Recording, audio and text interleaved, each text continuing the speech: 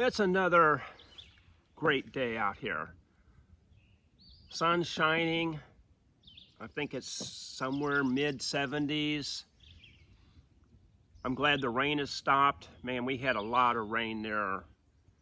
You think, they say April showers bring May flowers, but man, it was raining up until, this is May the 11th, 12th. And it was just raining up until just a few days ago in middle of May. So I have an interesting pistol that I'd like to show you, and we'll go out shooting. It's this one right here. This is the Astra Cub. It's in the 22 short. It has the mag release here.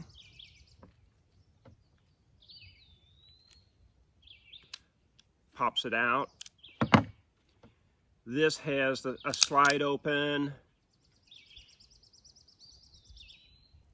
It cocks it here, but the mag isn't in it, so pulling the trigger, nothing happens. Slide it open, holds it, goes down, but nothing happens. I don't have anything in the chamber, so you can insert the mag, and until I rack it again, I'm not going to have a live round in the chamber. Pull the trigger, so the hammer goes down. If you have the safety switched up like that, locks it open, it'll drop it.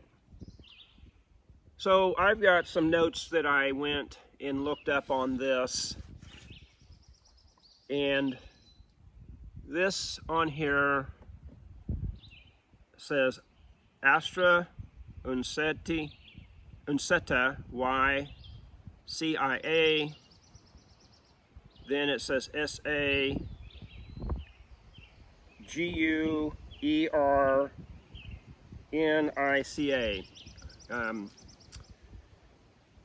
So this will tell you kind of the story about the Astra and the timeline and some of the name changes.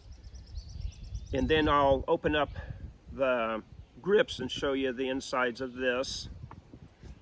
So the Astra Uncetta Y CIA, I suppose I should have looked it up. That was probably an company. It was founded by Juan Espinoza Salvador and Juan Pedro Uncetta in July of 1908 for the sale of machinery and accessories of all types under the name of, at that time, it was P. Uncetta Y. J. Espinoza. So that was their company name at the beginning. In 1911, a partnership was formed with Isidore Gaztanga, Gaztanga. Hopefully I'm spelling or pronouncing that correctly. And also at this time, the patents for firearms began to be issued. The manufacturing of the pistols began in 1913. During World War I, the company supplied around 150,000 Ruby-style pistols to the Allies. And in 1926, the company changed to Uncetta Y Compañía. And after Juan Espinoza left to found his own company, that's when the name changed to that. This company survived the Spanish Civil War along with several other companies, and they were authorized to continue manufacturing. Then, despite Spain's neutrality in World War II, the company provided Germany with the Astra 600, which was chambered in the 9mm Parabellum. In 1946, the company went through diversification and reorganization to include industrial equipment. In 1953, the company's final name was Astra Y CIA SA. The Astra Cub was sold by Colt in the 22 short and the 25 ACP and that was as the Colt Junior, and that was being sold from about 1958 to about 1967, or 68 basically, when they had the Firearms Act and everything, and for imports and things like that. In 1977, the last owner of Astra was killed. Then in 1998, the Boss government created a new company from Astra and the bankrupt Star, and the new company's name was Astar. It was very short-lived. It didn't, I don't even think it made it through the full year.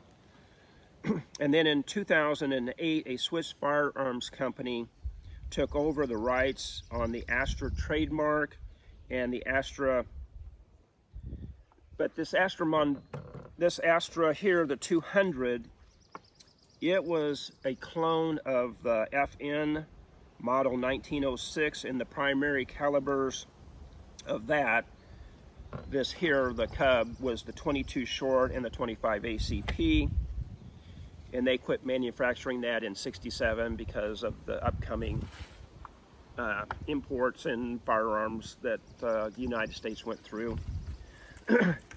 And since 1927, the Spanish law has required that all firearms made in Spain go to the IBAR proof house for testing. Hopefully that's correct, IBAR. Before they were being able to sell it, they will have proof marks and a letter code for the year it passed. So starting in 1927, they started a letter code with A and went through Z for each year.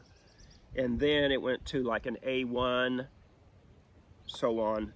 So mine is an L1, which puts it at like 1966. So I'm gonna open this. Well, actually what I'm gonna do is give you a closer look of this, then I'll pull off the grips and show you the internals, and then we'll go out and do some shooting with it. So here it is, the Astra Cub. I kind of like those grips on there. Serial number there. Turning it over. Like I said, you have your safety fire switch there. There's the name of it.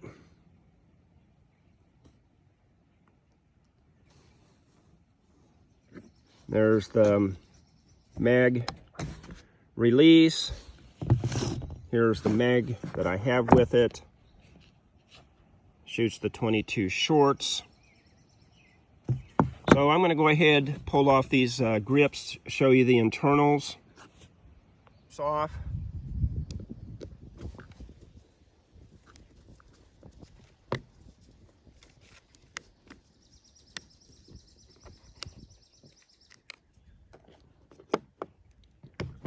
So here's the one side.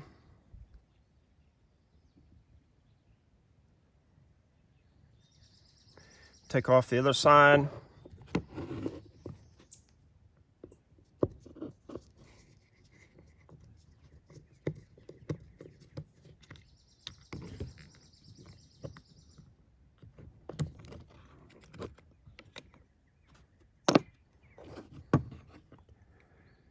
There's that.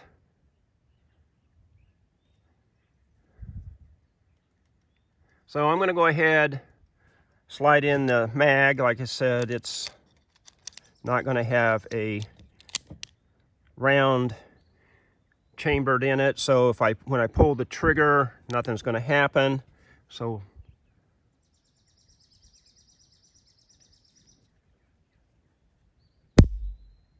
you saw that move right there. Pull this out again, rack the slide.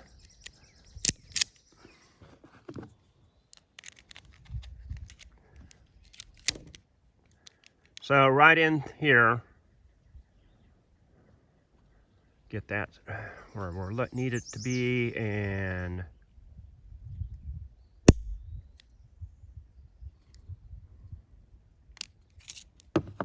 you can see it's right in through here.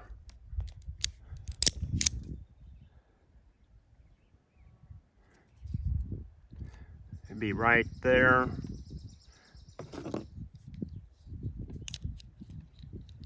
When that comes up, that pushes that out of the way.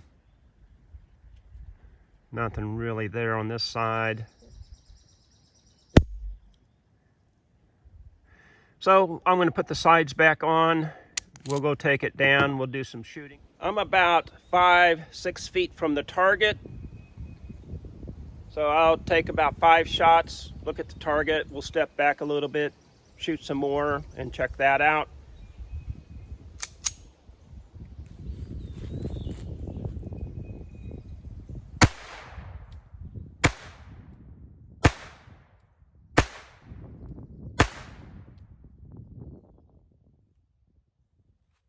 All right, we'll go look at the target, step back, shoot a few more. There's the target. I'd use this for another video. There's the ones on the lower right was a rifle caliber, but there's the 5 shots at about 5 or 6 feet. I was aiming, say, right there at the 10, so it's low, but kind of stringing there. Overall, you know, they're close together.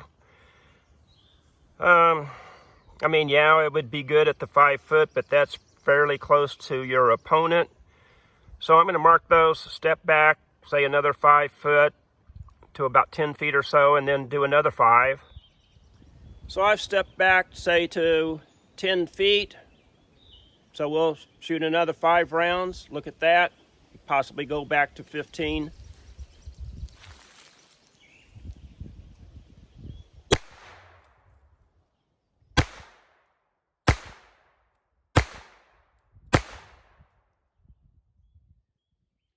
All right, we'll go check. So I shot 5. 1. I can't. 2, 3. There's 4, 5. So that's spread out even more than being at the 5 foot. That's spread out quite a bit. So I'll mark those.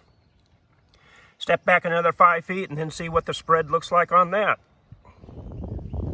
Okay, so I'm back, say, 15 feet from the target, shooting the 22 shorts. See what it looks like now.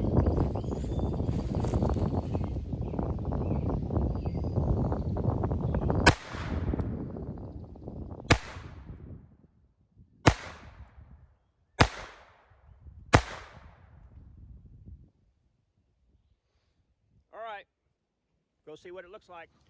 Okay, this got kind of spread out. So we've got 1, 2, 3,